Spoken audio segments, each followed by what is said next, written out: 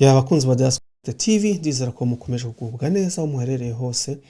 Ngeraho nk'uko bisanzwe ni Rix Uzike, reka mbanze mbasuhuze aho muherereye hose. Ubwo ndavuga mwe abaherereye muri Amerika, abaherereye muri Aziya, abaherereye muri Europe hano duherereye, namwe abaherereye muri Afurika iyo dukomoka n'ahandi hose bumva ikinyarwanda.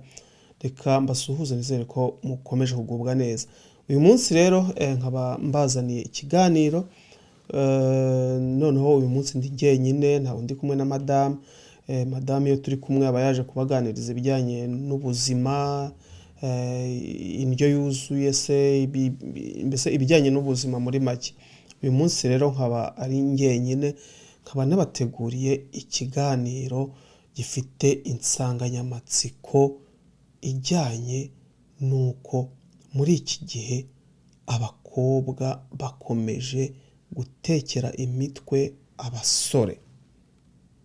Murabyumva neza, abakobwa bakomeje gutekera imitwe abasore, ariko ntibivuze ko n'abasore nabo batekera imitwe abakobwa, ariko ku rugero runini ni abakobwa ibyo bintu babikora. Reka rero dukomeze tuganire kuri iyo nsanganyamatsiko, ndizera ko murabyishimira. Uyu munsi ndi gukoresha amakamera abiri nk'uko mubibona, ni iyi ngiyi, murabibona neza kabisa, ibintu bimeze neza. Ubwo rero tugikomeza kuri iyo nsanganyamatsiko yacu, hari ibintu biteye muri iyi minsi, aho umukobwa akundana n'umuhungu, ariko nyamara ari rwa rukundo rwo gushaka ibintu, mbega akamukundira inyungu, ariko nta rukundo rurimo. Ni iki rero cyatumye ntegura iki kiganiro cyo kuvuga kuri ibyo bintu? Ni uko hari amakuru nabonye ku bitangazamakuru, ndaza mbereke n'ifoto. Mu by'ukuri hari umukobwa wo muri Uganda, ni urugero, yaragiye akundana n'umusore, umusore amwishyurira amashuri, ariga araminuza pe. Ariko mu by'ukuri ntago ari uko uwo mukobwa yamukundaga cyane, rwa rukundo rwa nyarwo, ahubwo rwari urukundo,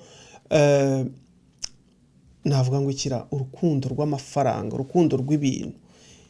Muri iki gihe ibyo bintu birateye, ariko ikintu nakundiye muri Uganda, ibyo bintu babifatiye icyemezo, cyangwa se barabikurikirana.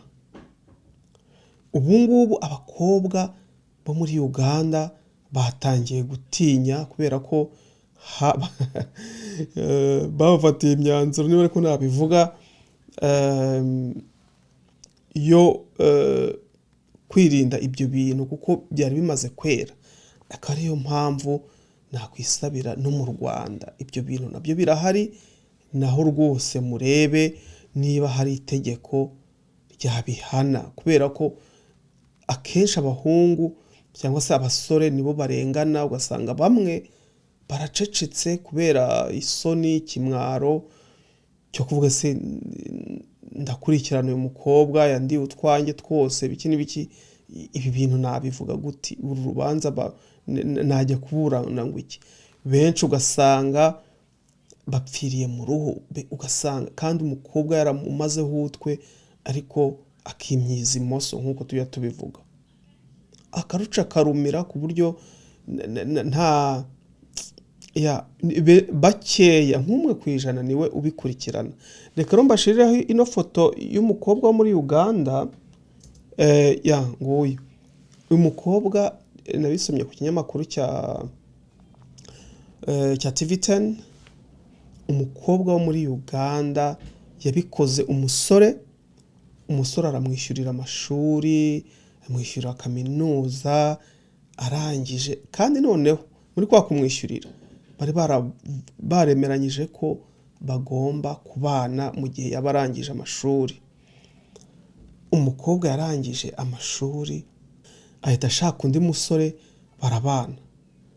Ibi bintu bireze, umusore akihiringa agakubita hirya no hino ari gushaka amafaranga kugira ngo wige, kugira ngo muzabane hari ufite capacity iri hejuru, uzabona akazi bikoroheye kugira ngo urugo rwanyu ruzatera imbere, mwese mukora mukazaba bakire.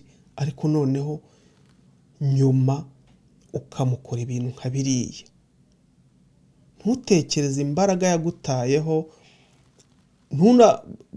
ntunavuge ngo kubera iki ntamubwira hakiri kare. Ntubinamubwira hakiri kare ngo rero ndikubona ibintu wenda biri kumera nabi, ndumva twahindura gahunda, ariko ukareka none wamara gusoza ari amashuri maze akaba ari bwo umwanga, cyangwa se akaba ari bwo umucika ukagenda ugashaka abandi.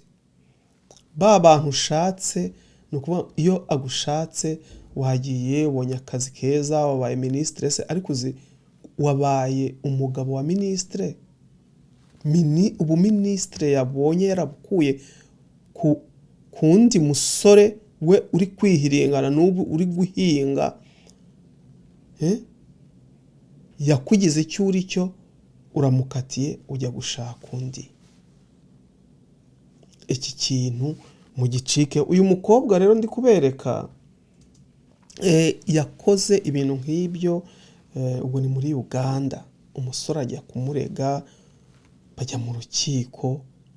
None ikintu nakundiye leta ya Uganda, ubutabera bwa Uganda bwakurikiranye kiriya kibazo, babona ko yagiye amwishyurira ku mashuri, kuri za universite, ayo transaction yose yagiye mukoreraho kugira ngo umukobwa yige amere neza ntihagire ikintu abura, maze umukobwa aramukatira.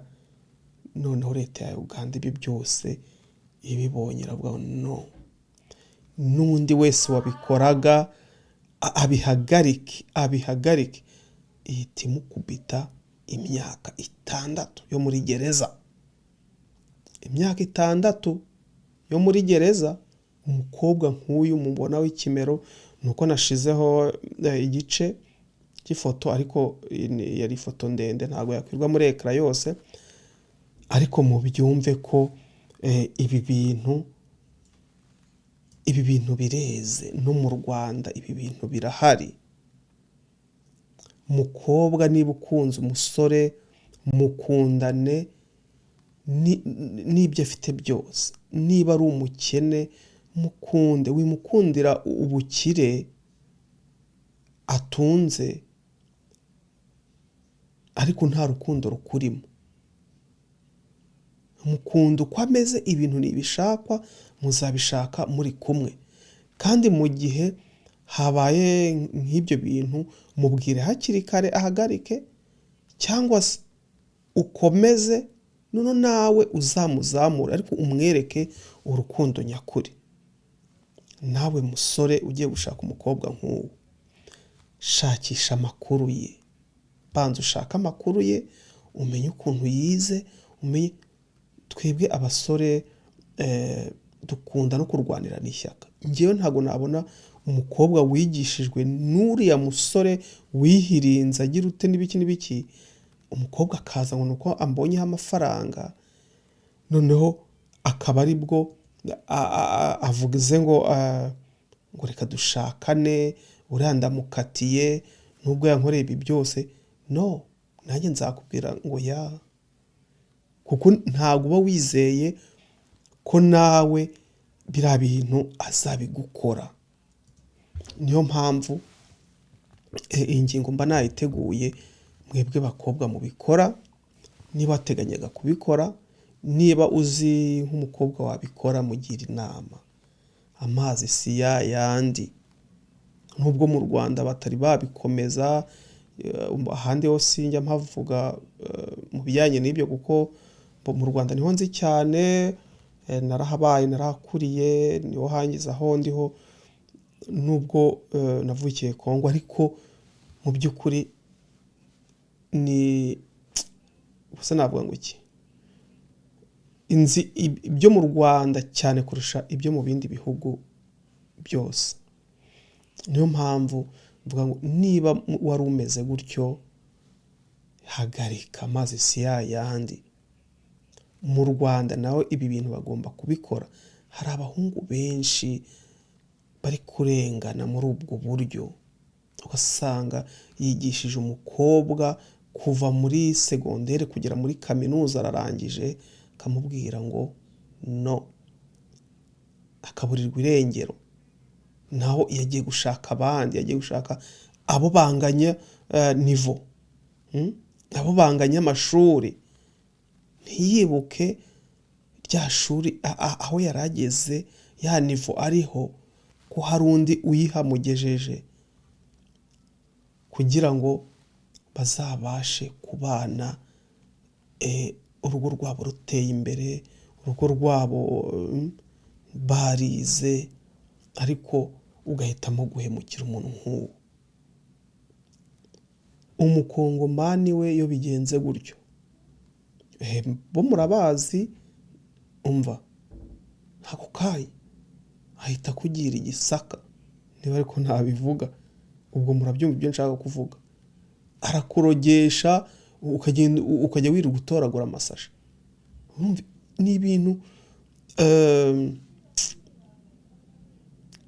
ntago nabishyigikira ko yakurogesha iki, ariko hari igihe umujinya wagukoresha ibintu bibi, ugafata icyemezo kibi kigayitse.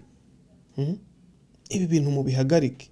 Erega no mu Rwanda byahaba, kandi wa mugani hari n'igihe binahaba, ugakora umuntu nk'uwo, mugakora umuntu ibintu nk'ibyo kubera umujinya, kubera agahinda k'ibintu mukoreye, akaba yakugirira nabi, akaba yakurogesha, akajya wirirwa utoragura amashashe. Wari umukobwa mwiza w'ikimero cyiza nk'uyu mukobwa ndi kubereka hano, nkabibonye. Ni ukuri ni ibintu byo gutekerezaho, ku buryo ibi bintu mubihagarika, noneho mukajya mubana n'abakunzi banyu, haba mu bukire cyangwa se mu bukene, kuzageza igihe mushingiye urugo. Reka ndeke kurambirana kuri aka gasije, ubwo yari inama, ariko nanone hano tubereyeho kugira ngo tujye twungurana inama, twungurane ibitekerezo, twigishanye n'ubumenyi, dusangire ubumenyi. Reka ndeke kubarambira, reka nongere mbasezereho, ariko mbibutsa gukora subscribe, mukakora like, mukaduha ama comment, dore ko iyo muri kuduha comment niho tujya tubona n'amasije tugenda tubaganirizaho. Njye rero yari Alex Uzike, hano ni Dias Connect TV, naho mu biganiro byacu by'ubutaha. Ciao.